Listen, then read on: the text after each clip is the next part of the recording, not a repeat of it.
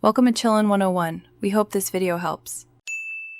You begin by confirming eligibility and assembling documents because the DMV will verify them first. Bring your primary ID, residency proofs, and social security number or alternate tax ID. Parents sign if required. Once the paperwork is ready, choose the fastest option.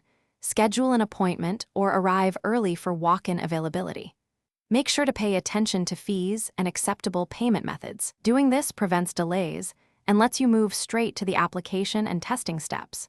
Next, fill out the official DMV application precisely. Errors cause rejections. If possible, submit online to save time, otherwise complete it at the counter. Pay the required fee and collect your receipt or temporary permit.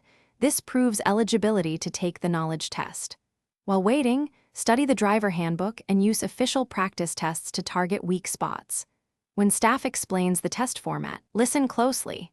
Knowing question types and time limits improves your performance and reduces. Finally, arrive early with documents and receipts, then check in and follow the proctor's instructions for computer or paper testing. Answer carefully, use process of elimination and read questions fully. If you pass, complete any final steps for your permit or license. If you don't pass, don't panic. Ask for your score breakdown, focus study on missed topics, and reschedule per DMV policy.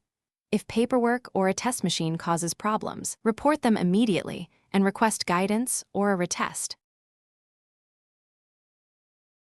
Thanks for watching. Consider subscribing if we helped you.